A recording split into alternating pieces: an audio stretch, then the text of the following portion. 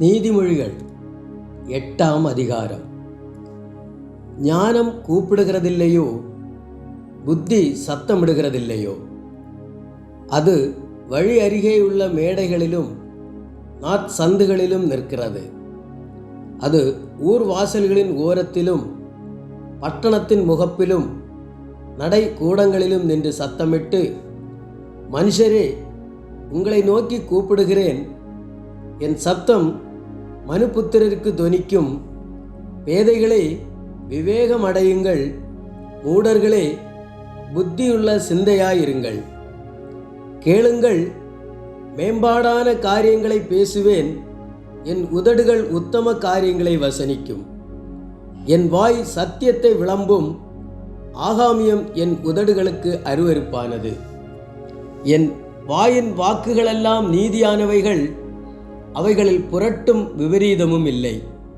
அவைகளெல்லாம் புத்தியுள்ளவனுக்கு தெளிவும் ஞானத்தை பெற்றவர்களுக்கு யாதார்த்தமும் ஆயிருக்கும். வெள்ளியை பார்க்கலும் என் புத்திமதியையும் பசும் பொன்னை பார்க்கலும் ஞானத்தையும் அங்கீகரித்து கொள்ளுங்கள். முத்துக்களை பார்க்கலும் ஞானமே நல்லது, இச்சிக்கப்படத்தக்கவைகளெல்லாம் அதற்கு நிகரல்ல. ஞானமாகிய நான் விவேகத்தோടെ வாசம் பண்ணி நல் யுக்தியான அறிவுகளை கண்டடைகிறேன். தீமையை வெறுப்பதே கர்த்தருக்கு பயப்படும் பயம்.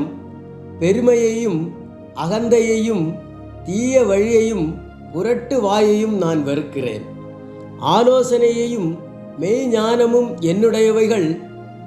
நானே புக்தி, வல்லமை என்னுடையது. என்னாலே ராஜாக்கள் அரசாளுகிறார்கள், பிரபுக்கள் நீதி செலுத்துகிறார்கள். என்னாலே அதிகாரிகளும் பிரபுக்களும் பூமியிலுள்ள சகல நியாயாதிபதிகளும் ஆளுகை செய்து வருகிறார்கள்.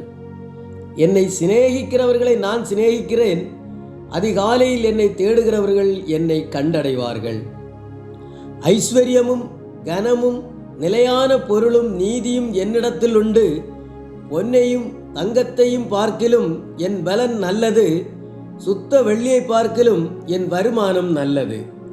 என்னை சிநேகிக்கிறவர்கள் மெய்பொருளை சுதந்திரிக்கும்படிக்கும் அவர்களுடைய களஞ்சியங்களை நான் நிரப்பும்படிக்கும் அவர்களை நீதியின் வழியிலும் நியாய பாதைகளுக்குள்ளும் நடத்துகிறேன்.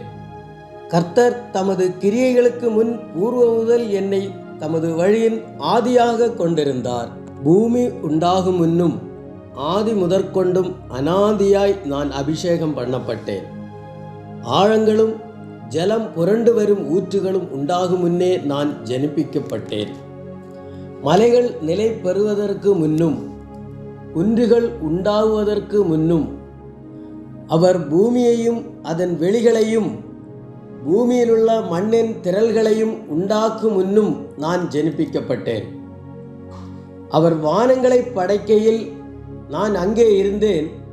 அவர் சமுத்திர விசாலத்தை வட்டணிக்கையிலும் உயரத்தில் மேகங்களை ஸ்தாபித்து சமுத்திரத்தின் ஊற்றுகளை அடைத்து வைக்கையிலும் சமுத்திர ஜலம் தன் கரையை விட்டு மீறாதபடிக்கு அதற்கு எல்லையை கட்டளையிட்டு பூமியின் அஸ்திபாரங்களை நிலைப்படுத்துகையிலும் நான் அவர் அருகே செல்ல பிள்ளையாயிருந்தேன். நித்தம் அவருடைய மனமகிழ்ச்சியாயிருந்து எப்பொழுதும் அவர் சமூகத்தில் களிகூர்ந்தேன். அவருடைய பூவுலகத்தில் சந்தோஷப்பட்டு மனுமக்களுடனே மகிழ்ந்து கொண்டிருந்தேன். ஆதலால் பிள்ளைகளே, எனக்கு செவி கொடுங்கள். என் வழிகளை காத்து நடக்கிறவர்கள் பாக்கியவான்கள். நீங்கள் புத்தியை கேட்டு ஞானமடையுங்கள், அதை விட்டு விலகாதிருங்கள். என் வாசற்படியில் நித்தம் விழித்திருந்து என் கதவு நிலையருகே காத்திருந்து எனக்கு செவி கொடுக்கிற மனுஷன் பாக்கியவான். என்னை கண்டடைகிறவன் ஜீவனை கண்டடைகிறான், கர்த்தரிடத்தில் தயையும் பெறுவான். எனக்கு விரோதமாய் பாவம் செய்கிறவனோ தன் ஆத்துமாவை சேதப்படுத்துகிறான். என்னை வெறுக்கிறவர்கள் யாவரும் மரணத்தை விரும்புகிறவர்கள் என்று சொல்லுகிறது.